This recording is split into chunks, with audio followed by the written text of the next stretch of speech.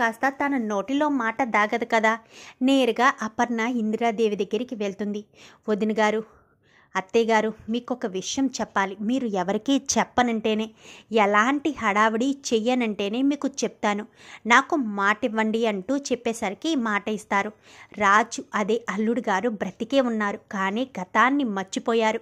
ఎట్టి పరిస్థితుల్లో అల్లుడు గారిని ఇబ్బంది పెట్టొద్దు, అల్లుడు గారికి గతం నేను తీసుకొస్తాను అని చెప్పి మాట్లాడేసరికి రాజు ఎక్కడున్నాడు, అందుకనేనా కావ్య అంతలా ఖచ్చితంగా చెప్తుంది, అంత కాన్ఫిడెంట్గా చెప్తుంది అని చెప్పి అపర్ణ అనేసరికి అవును, నిజంగా అల్లుడు గారు బ్రతికే ఉన్నారు, మా కావ్య ఎప్పుడు అబద్ధం చెప్పదు అని చెప్పనేసరికి మరి ఇప్పుడు రాజ్ ఎలా ఉన్నాడో ఏంటో ఎలా చూడాలి అనగానే ఇన్ని రోజులు ఓపిక పట్టారు, ఒక్క నెల రోజులు ఓపిక పట్టలేరా?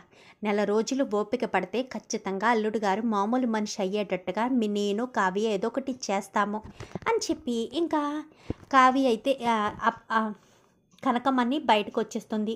ఇంకా కావ్య దగ్గరికి వెళ్ళి నీకు ఏ సహాయం కావాలన్నా చేస్తాననగానే కావ్య సరే రామ్మా అని చెప్పి దూరం నుంచి ఇంటిని చూపిస్తుంది. అక్కడ వాళ్ళ భార్య భర్తలు కనిపిస్తారు. వీళ్ళింటికి నన్ను తీసుకొచ్చేవేంటి అనగానే వీళ్ళు నీకు ముందే తెలుసా అని చెప్పనేసరికి నిన్ను హాస్పిటల్లో పెట్టినప్పుడే వాళ్ళ అల్లుడిని కూడా హాస్పిటల్లో పెట్టారంట, వాళ్ళ అల్లుడికి దెబ్బ తగిలి గతాన్ని మర్చిపోయాడు అని చెప్పారనగానే వాళ్ళ అల్లుడు ఎవరో కాదమ్మా నీ అల్లుడే అని చెప్పనేసరికి ఓరు దుర్మార్గులారా, నా అల్లుడినే నాకు చూపిద్దామనుకున్నారా? సరైన సమయానికి ఆ అప్పుది పిలవకపోతే నేను ఆ రోజే అల్లుడు గారిని చూసేసేదాన్ని అని చెప్పాను. కానీ ఇప్పుడు ఏం చేయాలి అనేసరికి వాళ్ళు నీకు ఆల్రెడీ పరిచయం ఉన్నారు కాబట్టి వాళ్ళ దగ్గరికి వెళ్ళి ఏదో రకంగా వాళ్ళ ఇంట్లో నువ్వు ఉండడానికి ప్రయత్నించు, ఏం చేస్తావో తెలీదు. నేను కొన్ని ఫొటోస్ ఇస్తాను, అవి మీ అల్లుడు గారు చూసేటట్టు చెయ్యి.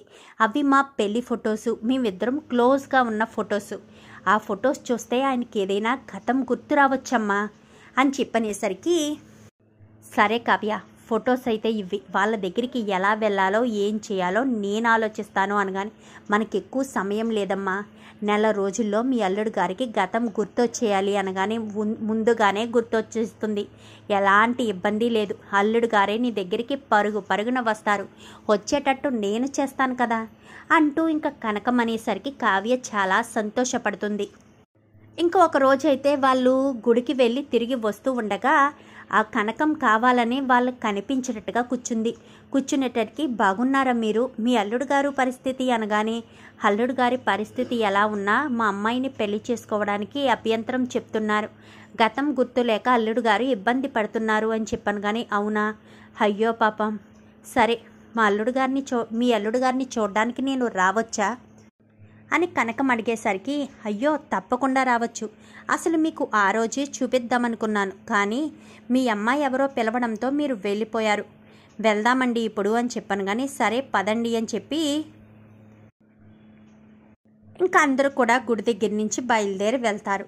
బయలుదేరి వెళ్ళిన తర్వాత రాజు చూడడంతో కనకం చాలా సంతోషపడిపోతుంది, అల్లుడు గారు బ్రతికే ఉన్నారు, కావ్య చెప్పింది నిజమే అని చెప్పి అలా చూస్తూ ఉండిపోతుంది. అతనే మా అల్లుడు గారు అని చెప్పాను. కానీ ఈవిడెవరండి అని చెప్పాను. కానీ తెలిసిన ఆవిడని చెప్పనేసరికి నమస్కారం అని చెప్పాను. కానీ నమస్కారం అల్లుడు గారు అనగానే అల్లుడు గారు అని చెప్పాను. కానీ మీ అల్లుడు గారు కదా, నాకు అల్లుడు గారే అవుతారన్న ఉద్దేశంతో మాట్లాడాను అనగానే సరే రెండని లోపల కూర్చోబెట్టిన కనకం కాస్త ఒక్కసారిగా ఏదో పిట్స్ వచ్చి పడిపోయినట్టుగా అక్కడే పడిపోతుంది. పడిపోయేసరికి ఏమైంది ఈవిడికి అనుకుంటూ ఉండేసరికి పిట్స్ వచ్చినట్టుగా కొట్టుకుంటూ ఉండడంతో తాళాలు తీసుకొచ్చి పెడతారు.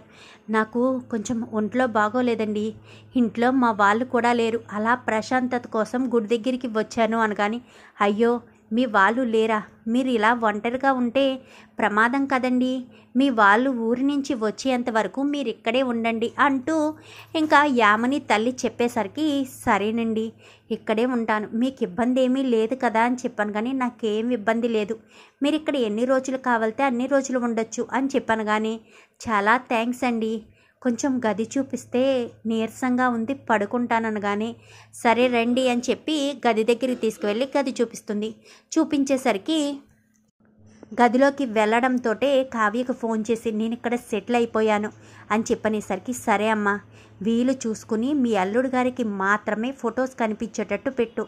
ఏం చేస్తావో ఎలా చేస్తావో తెలీదు. మీ అల్లుడు గారికి గతం గుర్తు రావాలి అనగాని సరే సరే అని ఇంకా కొన్ని రోజులు అలాగే ఉన్న తర్వాత ఒక్కొక్క రోజు ఒక్కొక్క ఫోటోనైతే అల్లుడు గారికి మాత్రమే కనిపించేటట్టు పెడుతుంది. పెట్టేసరికి మళ్ళీ చూసుకునేసరికి ఆ ఫోటో కనిపించదు. మాయ చేసి మంత్రం చేస్తుంది కనకమైతే. అలా కొన్ని రోజులు గడిపేస్తుంది. రాజ్కి కావ్యకు నాకు ఏదో సంబంధం ఉందా? ఆ కళావతి నాకు ఎందుకు పదే పదే గుర్తొస్తుంది? కళావతి నేను కలిసి ఉన్న ఫొటోస్ నాకెందుకు కనిపిస్తున్నాయి? నేను చూద్దామనుకునే లోపే ఫొటోస్ కనబడకుండా పోతున్నాయి. అంటే నా మైండ్లో కళావతి నేను కలిసి ఉన్నామా? కళావతి నా భార్య ఏంటి అనుకుంటూ రాజు ఉండగానే ఒకరోజు రాజ్కి కలలో కళావతితో జరిగిన విషయం మొత్తం అంతా గుర్తుకొస్తూ ఉంటుంది. ఇంకా అలా గుర్తుకొచ్చేసరికి రాజు ఒక్కసారిగా కళావతి అని తులిక్కిపడి లేస్తాడు. లేచేసరికి ఏమైంది? కళావతి ఎందుకు గుర్తొచ్చింది? నాకేంటి కళ వచ్చింది అనుకుంటూ మళ్ళీ పడుకుంటాడు. మళ్ళీ సేమ్ డ్రీమ్ వస్తుంది. వచ్చేసరికి రాజు అలానే ఉంటూ పెళ్లి జరిగిన విషయం తన తల్లిదండ్రులు అందరూ కూడా జ్ఞాపకం వస్తారు. జ్ఞాపకం వచ్చిన వాళ్ళు కాస్త క్లియర్గా కనిపించేస్తారు. కనిపించేసి నాన్న రాజ్, కావ్య నువ్వు ఎప్పుడూ సంతోషంగా ఉండాలి, కళావతి నువ్వు సంతోషంగా ఉండాలి అన్న మాటలు తన చెవులకి వినిపిస్తూ ఉంటాయి. నాన్న రాజ్ అంటూ ఇంకా సుభాష్ పిలవడం, నాన్న రాజ్ అంటూ ఇంద్రాదేవి పిలవడం, రాజ్ అంటూ స్వప్న పిలవడం, అందరూ కూడా పిలవడం. ఆ పిలుపులన్నీ చెవులకు వినిపించి ఒక్కసారిగా కళావతి అంటూ లేచి కూర్చుంటాడు. నిజమే, కళావతి నా భార్య.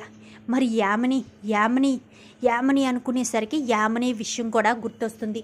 ఒక్కసారిగా రాజు షాక్ అయిపోతాడు. అంటే యామిని నన్ను వెంటాడుతుందన్నమాట. ఆ రోజు యాక్సిడెంట్ జరిగిన తర్వాత యామిని దగ్గరికి నేను వచ్చేసానా అనుకుంటూ రాజు ఆ అర్ధరాత్రి వేళే నేరుగా దుగ్గిరాలింటికి వచ్చేసి తలుపు తడతాడు. తలుపు తట్టడంతోటే కావ్య వెళ్ళి తలుపు తీస్తుంది. కావ్యను గుండెలకి హత్తుకుంటాడు రాజ్. ఏమండి అని చెప్పాను కానీ కళావతి అంటూ హత్తుకునేసరికి లోపు అందరూ కూడా వస్తారు. వచ్చేసరికి నాన్న రాజ్ అంటూ అందరూ ఉండగానే ఈ లోపు వెనకాలే కనకం కూడా వచ్చేస్తుంది. ఎందుకంటే రాజ్ రావడం కనకం చూసి కనకం కూడా రాజ్ వెనకాలే వచ్చేస్తుంది. వచ్చేసేసరికి ఇంకా మొత్తానికైతే కనకం వెనకాల రావడంతో కొడుకుని అల్లుడిని కూతుర్ని కలిపేసావనుకుంటా కనకమ్మని చెప్పాను కదా వదిన గారు, మీకు మాట ఇచ్చినట్టే కలుపుతానని. మొత్తానికైతే నేను ఆ ఇంట్లో అడుగు పెట్టిన పని పూర్తయిపోయింది. తెల్లారేక యామినికి ఉంటుంది, రాజు కనిపించడు, ఇటు నేను కనిపించను. యామినికి ఏం చేయాలో అర్థం కాని పరిస్థితిలో ఉంటుంది. దానికి అలాగే తిక్క కుదరాలి అనుకుంటూ ఉండగానే తెల్లవారిపోతుంది.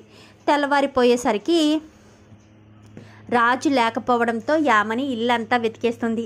రాజుకు ఫోన్ చేస్తే రాజు ఫోన్ కాస్త గదిలోనే ఉండి మోగుతూ ఉంటుంది. పక్కింటి ఆవిడ వచ్చిన ఆవిడని చూద్దామంటే ఆవిడ కనిపించదు.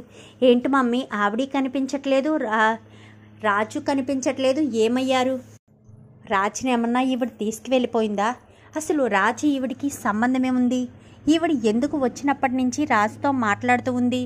కొంపదీసి ఆ కావ్య వాళ్ళ అమ్మ కాదు కదా ఈ వచ్చిన ఆవిడ అనుకుంటూ ఉండగానే ఈలోపు కావ్య కాస్త యామినికి ఫోన్ చేస్తుంది. ఏంటామని, నా భర్త మా అమ్మ కనిపించట్లేదని వెతుక్కుంటున్నావా? గట్టిగా శ్రమ పడకు, ఎందుకంటే వాళ్ళిద్దరూ నా దగ్గరే ఉన్నారు. నా భర్తను ఇంకా నువ్వు పూర్తిగా మర్చిపోవలసిందే. ఎందుకంటే నా భర్తకు గతం గుర్తొచ్చేసింది కదా. నన్ను వెతుక్కుంటూ అర్ధరాత్రి పూట నా భర్త నా దగ్గరికి వచ్చారు. నువ్వు ఎన్ని రకాలుగా ప్రయత్నించినా నా భర్తను నా నుంచి అయితే నువ్వు దూరం చేయలేవు. ఎప్పటికీ నా భర్త నా నుంచి దూరం కారు అని చెప్పి చాలా గట్టిగానే చెప్తుంది కావ్య. ఒక్కసారిగా యామిని షాక్ అయిపోతుంది. రాజుని దక్కించుకోవాలంటే ఈసారి కూడా రాజు మిస్ అయ్యాడా అనుకుంటూ ఉంటుంది యామిని అయితే. చూద్దాం మరి రాబోయే ఎపిసోడ్స్లో ఇలాగే జరగాలని మీరు కూడా కోరుకుంటే వీడియో నచ్చితే లైక్ చేయండి, ఛానల్ని సబ్స్క్రైబ్ చేసుకోండి. Thank you for watching.